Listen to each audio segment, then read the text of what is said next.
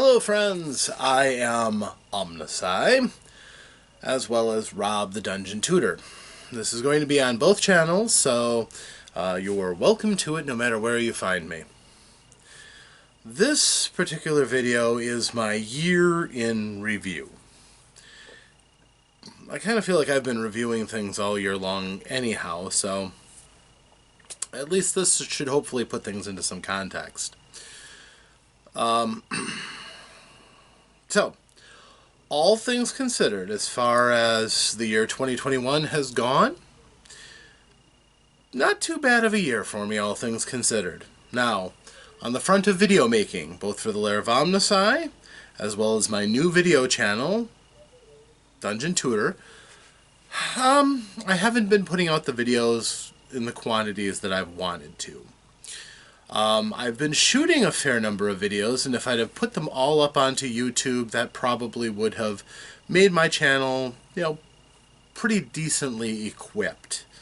There's a variety of reasons for that, but primarily, it was about other distractions this year.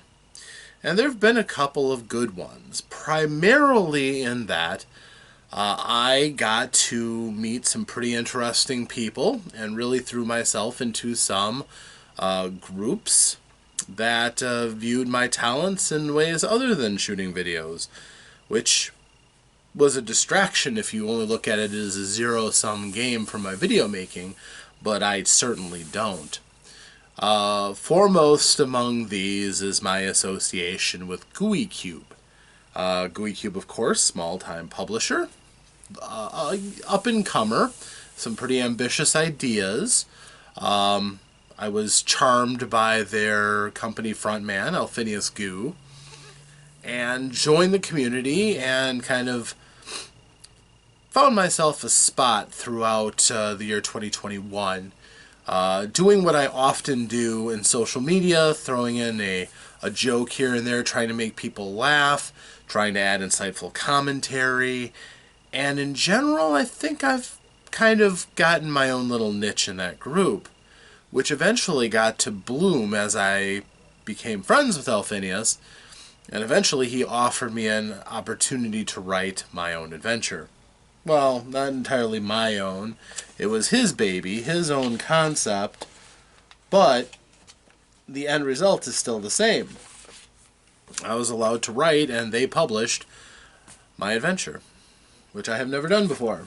So, I am now a published game author of sorts, which is pretty cool, I'll admit, but the world didn't change as a result. My self-image has changed only a little bit, but it is nice to get that first one out of the way. That being said, what really had changed about that was my feeling that I had actually accomplished something. That I had set out to do something, worked hard, and I had something to show for it at the end, which is not something I can always say for my endeavors. For instance, in my YouTube channels, I have a small little following, certainly. I was hoping to reach a wide audience. I mean, every YouTuber, I think, has dreams of virality and having thousands and thousands and thousands of subscribers. Because sometimes we see just how capricious that fame can be, how it just takes one video that reaches the right person and gets forwarded and shared and liked and commented on and can, bring somebody who's got a relatively humble channel up into the public eye, and all of a sudden now there's lots of people following them. And I think we all hope for that. But the best ones work hard for that, and for me, my YouTube channels have only been little hobby projects that I've never sunk an incredible amount of time on. Mostly one-shot, minimal editing videos that I have an idea, I talk a lot, more so than is probably practical for a YouTube video, and then just put it up with a title and so on. Well, that's not going to get you, thousands and thousands of subscribers most of the time. And my own humble roots are kind of bearing that out. So, we'll talk about resolutions in a little bit, but I have now a little notoriety with my friends from GUI Cube. I have networked out and talked to a number of small game producers and some real interesting folk in the gaming community. I've met, for example, Brian Shutter, who launched a successful Kickstarter for Neon Lords of the Toxic Wasteland, which is an interesting little role-playing game that he came up with. I'm not going to say I'm the mouthpiece of the indies. I'm not. There's so many that come out that I can't notice all of them at once. But I have, had some success in talking to people who have their own games and their own ideas and dreams and designs. Some of them I've offered some useful advice, I think. And in general, it's been a nice year for that, for looking at all these smaller companies that are doing pretty well. Honestly, I think the COVID thing really helped. You can't talk about 2021, much like 2020, without mentioning, what COVID has done. Especially since in the end here, I seem to have been afflicted with COVID. Not the nastiest case of it, certainly, but it certainly did, suck some of the wind out of the sails that we were heading towards the end of the year with. So we'll kind of see how things go. I'm certainly interested to see, for what circumstances present themselves, but always hoping for the best with that. But it's been a year where we've always, still had to be very, very careful. Going to Gamehole Con was revelatory, but always having to have a mask on, always having to try to avoid small groups, even if they're fascinating people to talk to. You have to watch out and you have to be careful, and I've been quite careful over this last year, and to finally come down with a case of it in December kind of is deflating. But it is a pernicious disease, and the sooner it's gone or rendered irrelevant, it'd be the better for all of us, I think. As far as games, the games that I've played and run, I do regret that I've fallen away from having my board game nights with my friends. That's just something that hasn't really happened in a while. A lot of it is because just kind of fatigue. I'm the only one who actually gets people together for these kind of things, and that's not really an excuse. It's still something I should try to do. It just has been so hard to get myself geared up to do it. But, I do have the resources, I do have a nice space, and I have a huge selection of games, so it's something that I'm looking forward to reversing that trend, and having more game nights here would be ideal. In addition, the games that I've actually managed to run for my groups, both socially distanced ones where we played remotely, as well as in-person games, I've gotten to enjoy quite a variety of games this year. We don't just do a lot of dabbling with one-shots, but structuring a group around taking short bites out of a variety of games has been really satisfying. We knocked off Ghostbusters off the list of games that I've wanted to run but never had a chance to. We played the Princess Bride role-playing game, another game that I've wanted to play but haven't really had a chance to. We ended an entire year-plus campaign playing Mighty Protectors with a storyline I came up with myself. I haven't done a superhero role-playing game in decades, and it felt really good to be able to do it. The system was pretty decent. Some flaws, but pretty decent all in all. And it's a special challenge doing superhero games, and I think it came through pretty darn well. We managed to play a little bit of basic Dungeons and Dragons, the old Frank Menser set. Yeah, that was pretty cool. It was a blast from the past. One of the very first role-playing games I ever played. Got to come back and play that again. Very cool.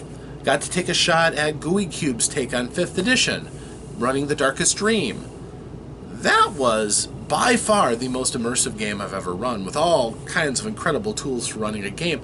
I can't recommend it enough. And that's not just because I'm in with GUI Cube. Because technically I don't work for GUI Cube. I'm just friends with all of them because they're really quality people, and I believe in their philosophies for making games. So I'm biased. Well, heck yeah, they publish me. Of course I'm biased for them. But I really would like to see them influence the face of gaming. And their Darkest Dream, yeah, it's got a few flaws, but it's a darn good game. And we had a lot of fun with it. My players still say it's one of the best games they've ever played. And I'm really grateful for the fact that I've got, good people to play with, game in and game out. I've got some great reliable people who like to experience the story, and I've got people who love to drive the story and be a part of the story and be the heroes. So I get a little bit of everything with the groups that I've got. I'm not saying everything is always ideal, but it's still pretty cool. It's certainly better than a lot of people have to deal with. People who have bad groups or only get to, remote play on rare occasions. No, I get to play every week, sometimes twice a week. That's pretty awesome, actually. I've gotten to meet a lot of great gamers. I've gotten to meet some people who signed up with the Lair of Omnisci, and I had one in particular who loves to throw out a comment that inspires more discussion, and I've really got to reach out and try to get more conversations going on and more things that are going in a positive direction with interaction with other people and building on the community of people who want to just discuss games and want to bring up things they've had a problem with or see that might be worthy of some discussion. That I think will help my channel. It'll help me out tremendously, and might inspire me to bring back a few things that have kind of gone a little dormant that I really loved, like my Ask the Wizard series, or maybe even my ManyQuest series if I find the right group for that. Could be fun. Could be a lot of fun. As far as games that I've been exposed to over this last year, it's really been a renaissance for me. I know there have been tons and tons of games, literally. The weight and all the print of games that have come up over the last decade or so would be more than any reasonable number of people could carry. It's just been so much that has exploded out, and even more that's available on PDF now. Even the old games that we don't talk about so much anymore, they're still around. It's just maybe you find them in the secondhand trade, maybe you find them in the PDF form, and therefore you can print them off to your own heart's content, whatever.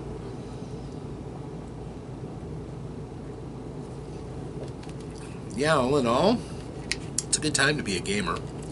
No matter what your taste and no matter what your interests, you can always find something somebody wrote to try to tap into that interest. And I've worked very hard at expanding my horizons, too. Games that normally really... My tastes were pretty vanilla.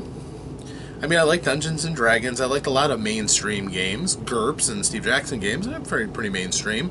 Shadowrun, they made several editions, and even though they get lambasted frequently, they're pretty solidly recognized as a game that doesn't shake the landscape up a great deal. But now I've gone and I've been exposed to Mork Borg, which, that's an interesting game. Exposed to it doesn't necessarily mean that I espouse it, that I want to play it regularly or anything like that. But by coming across some of these games, it's really forced me to challenge what I consider to be good in gaming. Some things that normally I would just roll my eyes at, I have to see that there are some redeemable things in them, and some exciting elements for a person who is interested in game design and game theory. So, while I can look at Mork Borg and say, well, it's a very simplistic system, it's basically something that's kind of derived from a basic D20 system. Yeah, I'm not too far off from, you're almost needing an open source D20 tag for everything, but it's not. It's far enough away from to be its own. But I can see that what they did inside of it, with the flavor, with the text, with the layout, design, there's a lot of elements in there that's original and adds to the world in a way that distracts a person from saying that their system is too simple.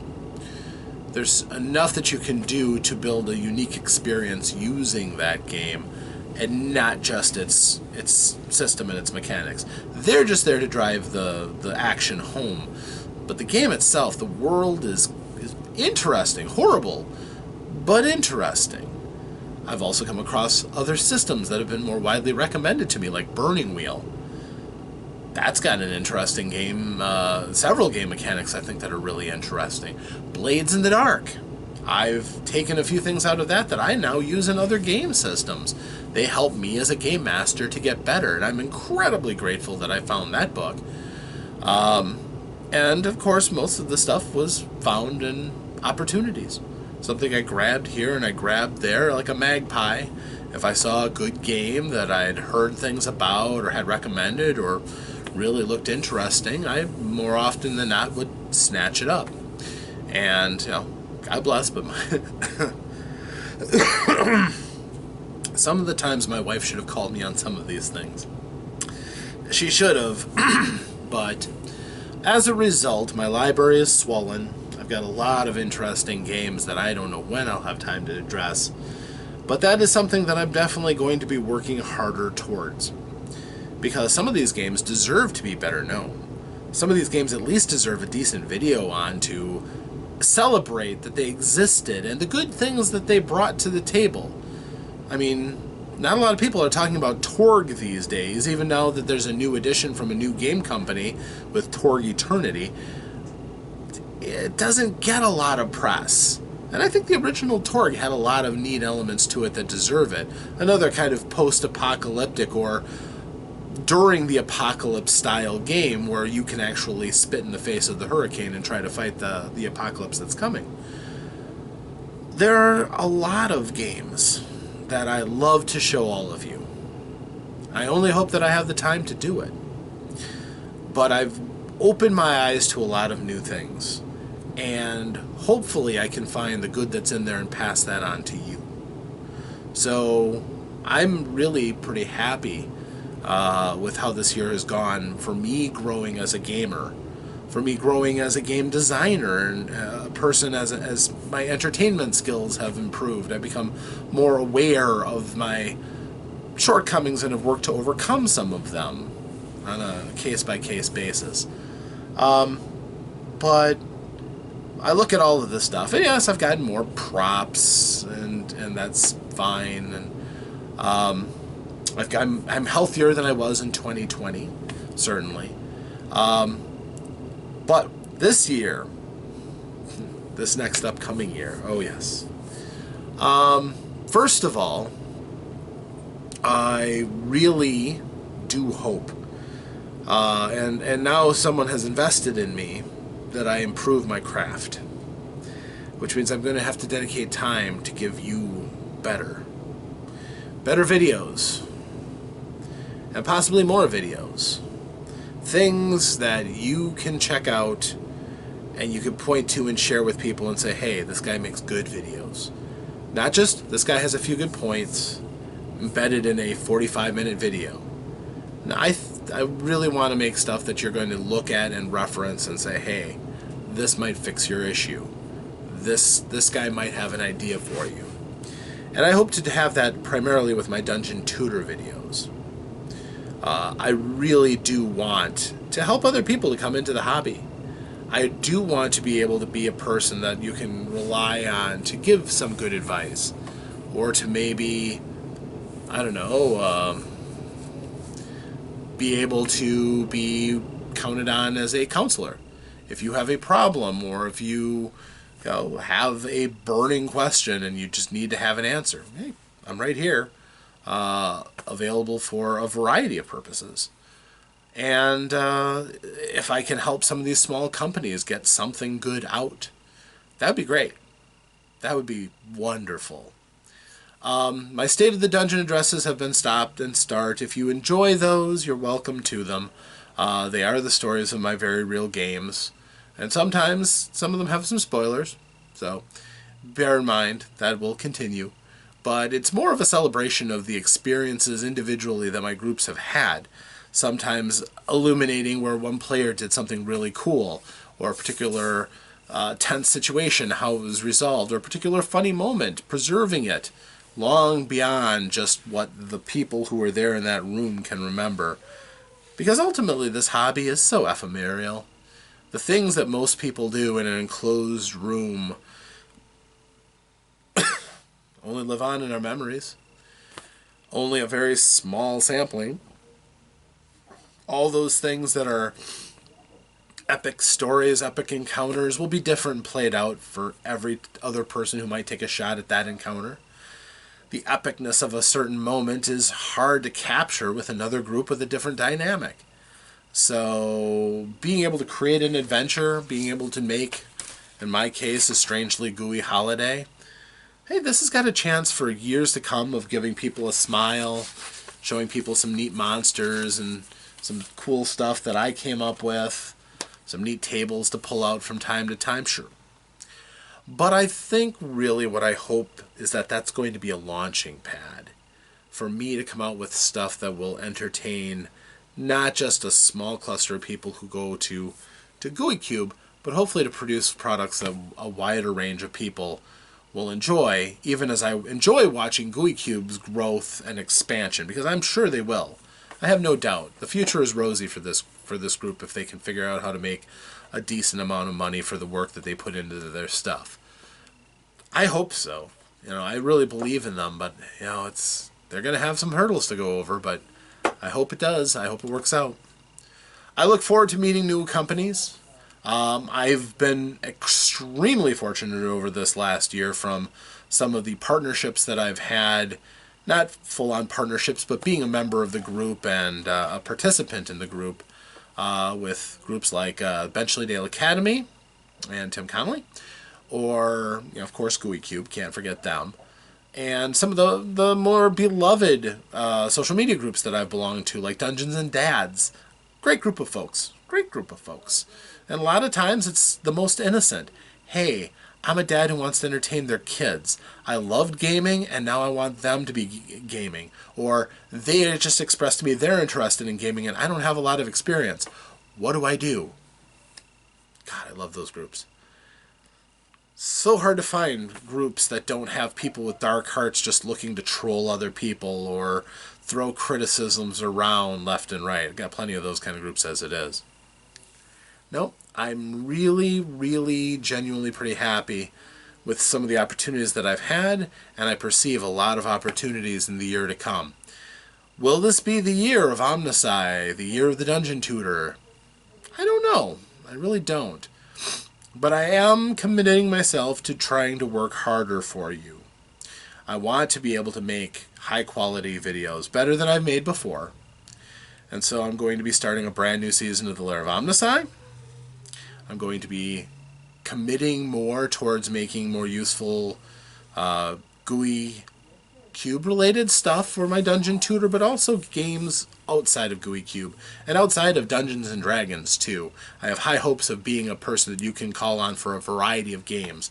Too many channels out there that are sucked into 5th edition D&D. While there are the most number of people looking for that, I also want to be a person who champions games like Zweihander, or, hey, even Mork Borg. There's only a couple of game systems that I absolutely won't touch, and I'm in love with the idea that there are all these games available for people so that anybody can find something out there that they can actually grab a hold of, and it speaks to them, and it's the kind of game. And if that's SLA Industries, if that's Mork Borg, if that is Ghostbusters, the 1986 version, I would be happy to be a reference for them, explain things that are complicated, learn new systems so that I can help other people, and better my own design practices. Yeah, that would be great. And it's something that I really hope to do moving forward into 2022. So hopefully you stick with me along through that. I can only promise you that I intend very much to work hard on it. I hope to be having good health and clear opportunities to improve myself and to do things better, and to really work on a grand game design for those out there who are also interested in games and game design. So, if that is you, you're welcome here. Feel free to contact me. Feel free to leave a comment. Like my groups, either Omnisci in Facebook or the Dungeon Tutor in Facebook. And we can chat, quite honestly. And with that chatting, I can either talk to you and offer advice, or you can give me an idea that'll set me off with a video that you can enjoy. Anything is within the bounds of possibility for the most part. Within reason, of course. So, thank you one and all. It has been a very interesting 2021. And if you may be a little bit disappointed that I haven't been putting out videos, certainly not with the gusto that I had when my life was in a completely different circumstance when I started the channel in 2016. Those were heady days when I had large blocks of time off to be able to make videos. That hasn't been the case lately, so I do what I can. But I hope that you stick around for the ride. I think this is going to be a very interesting year coming up, and I really want to be that person out there who is in your notifications, who gives you content regularly that you can get a little bit of a smile about, or maybe learn something about a game that maybe you never heard of, that you could be interested and delighted with. I certainly hope so. So, gamers all, thank you very much. I'm Rob, also Omnisci. And until next time, thanks for joining me. I'll see you the next time I crawl in front of the internet and make one of these videos. So, farewell.